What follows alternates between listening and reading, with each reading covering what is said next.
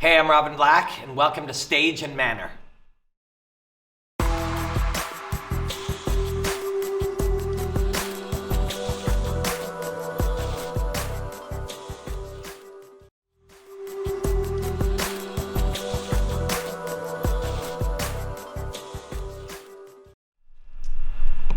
The idea of preparing for a broadcast or an interview or a chat or an analysis, a live thing, whatever, that's a very early stage way of thinking.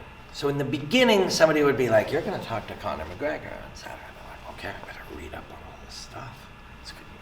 Where's he from? What's the thing? What's going on? That is sort of in the early stages. That's part of your long-term process.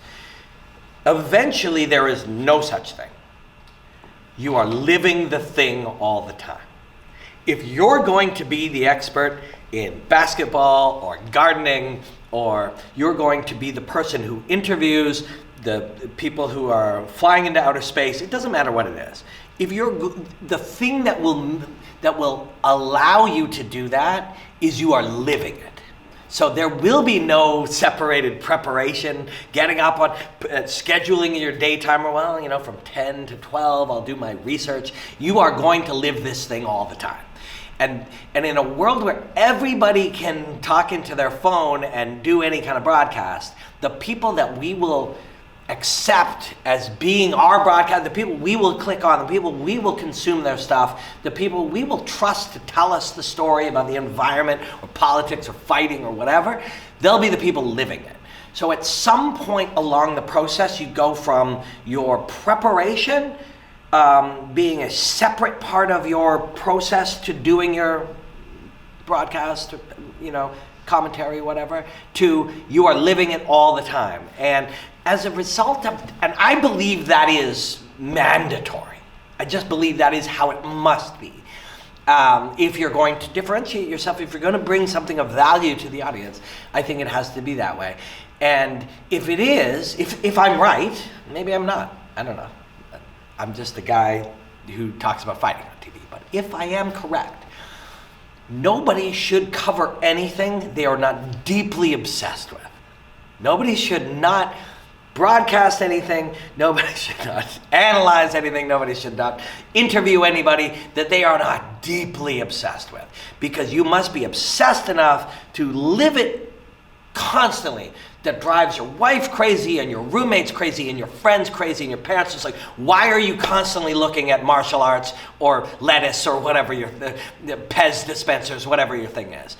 You have to be obsessed with it. And if you're obsessed with it, there's no such thing as preparation. It's just how you live.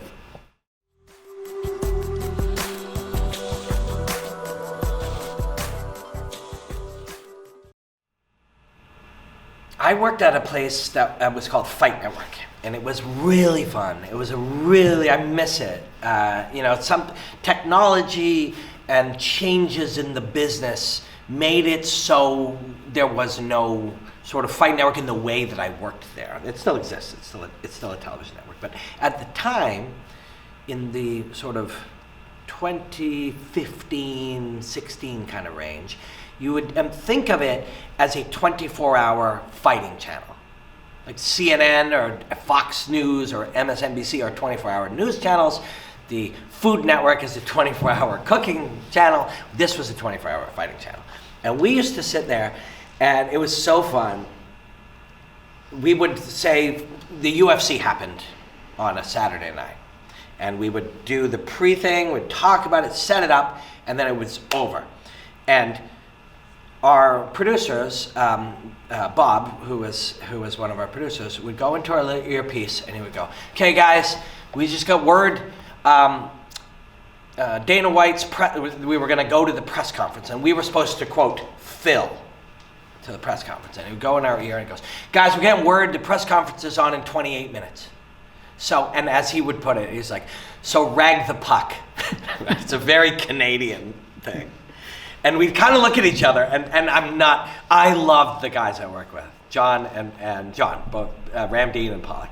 And I would look at Pollock and he would be like, 28 minutes. And I'd look at Ramdean and be like, these bastards. Like, and you'd look at me and I was just like, we get to just talk for 28 minutes. And the beauty of the Phil is it is a podcast now, right?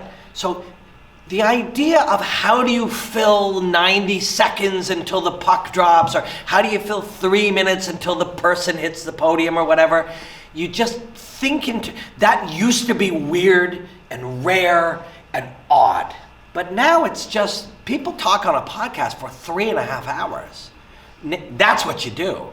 So, you and this type of thing, these sort of unpredictable natures of a broadcast is what make you better. So suddenly, instead of like, I'm here at the T-Mobile Arena, site of UFC 200, I'm here with my broadcast partner so-and-so, man, amazing thing tonight. That's an act. But guys, you got to fill 28 minutes. Now you can't act, right? And so now you're going to find the way to allow this to become really you doing the thing at the place. And it's difficult at first, but over time it starts to become the best part of it. It starts to become, and you just have to trust it. Like, trust is a weird part.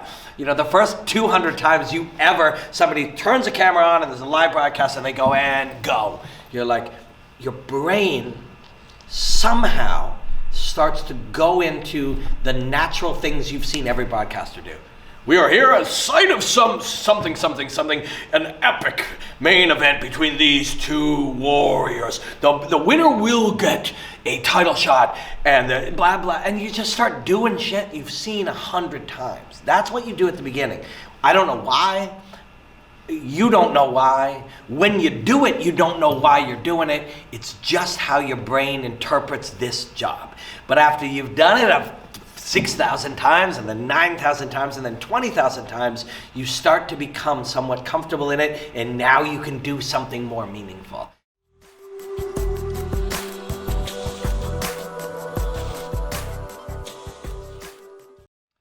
The fact that you guys are asking a question about voice is really, really smart. It's a level that most people don't even consider. Right? Being highly enthusiastic is really great, but so is being a golf commentator. Listen, as he hits that ball, something happens.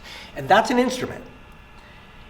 And I think, so for me, the instrument developed quite naturally by throwing me into an environment and at first, and it's a wonderful question, a question about how to use your voice and how to control your voice and not overuse it and not underuse it. And I don't know if it's subjective. So you will have a producer. And I had a producer, literally, along my path. One producer said, I don't think we can have you voicing these pieces. It's just not something you're cut out for. I didn't take offense to it. That was his perspective. I had another producer along the way who said, "Have you thought about voice training?" I took that to mean, can we become more of a broadcaster? That may not have been what he meant. That's what I took that to mean. And I thought to myself, this was about 2017, and I thought, I think this guy's an idiot. That is what I thought. I think this guy's an idiot who's pretty sure that he knows the process. And you hit this period where if there's something that seems to be, and this is not just a broadcasting, this is my belief in if you're making websites or selling flowers, if there's something that seems to be best practices, don't aim for that thing. By the time you hit that thing, it won't be already. And if you're noticing that seems to be the thing everyone's doing, it's not going to be worth pursuing it now. So the thought would be, where will the world be later? And maybe I was thinking this because it already sort of built into what I believed, but But my thinking was, if everybody's speaking like a broadcaster, eventually weirdos with lisps like me, and people who spoke a little different, and people with a stutter, and people with an accent, and guys with a Canadian way of speaking, and whatever, would actually be more interesting. Because in a world of everybody speaking the same, some other way of speaking would eventually be better. So I thought, and I had kind of worked in the business long enough to be thinking, and this was sort of a high level job, American job. And he was like, have you thought about a voice coach? And I thought, don't think we're thinking the same way. I think in 2020, 2021, being an odd character, an individual, a person just being me, will probably reward me better than if I suddenly truncate that path of being myself and become like everyone else. And so my philosophical thinking was, let it develop. But that's not great advice if you're 21 and you're in the business. It's like, what I'm telling you is, don't worry about it. By the time you're 33, you'll be really good. But I think there's a natural path to it.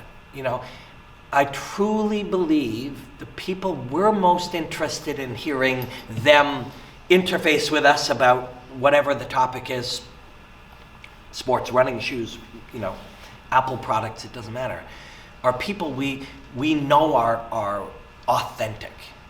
And authenticity doesn't develop by having, somebody teach you how to use your voice. But it's not great. I know that's not great advice for a young. That's not true. I feel like it'll sound like it's not great advice if I was 21, but I believe it is great advice. It's that you trust it and you allow it to happen.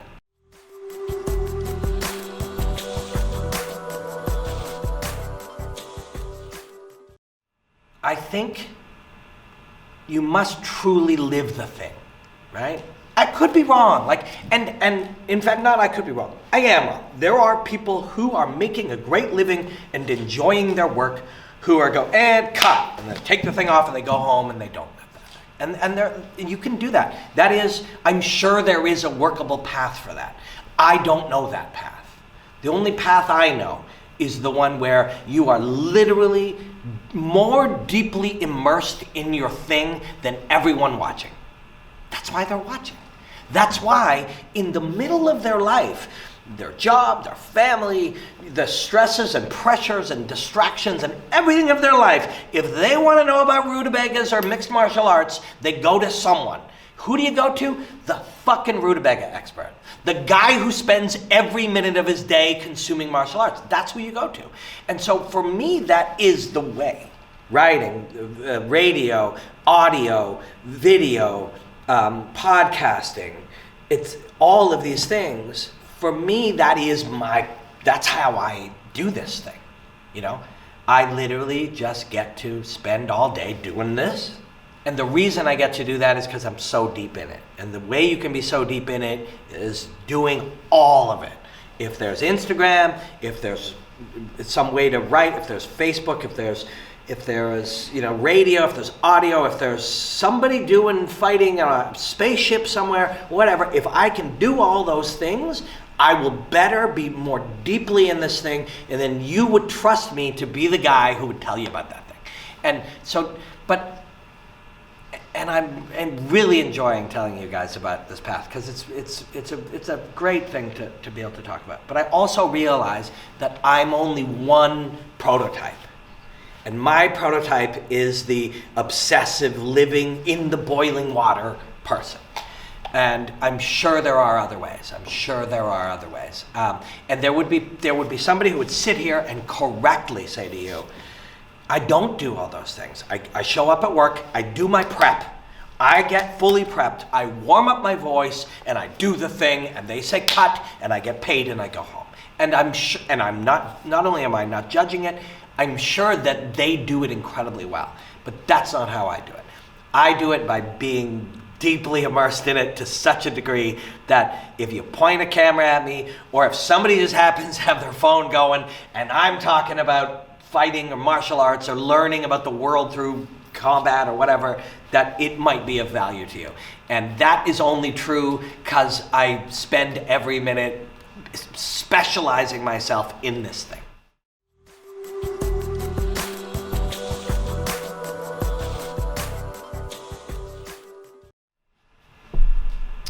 So I think in the long run,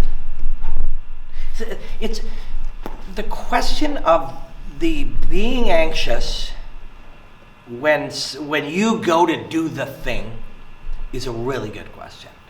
And I think everybody that is doing the thing now had that experience. I do not think this question would even apply in 2026 because every 6-year-old has been spending so much time doing so many things into that world that there almost is no anxiety.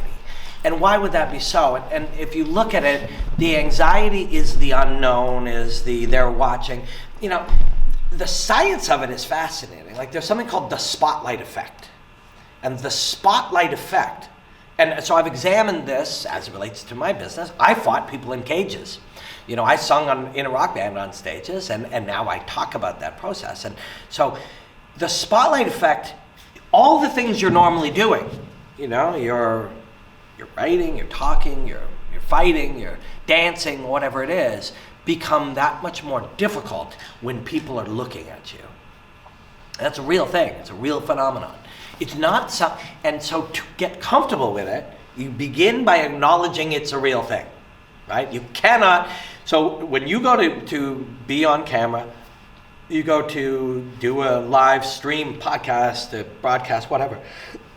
You go to do these things and people go, okay, you got this.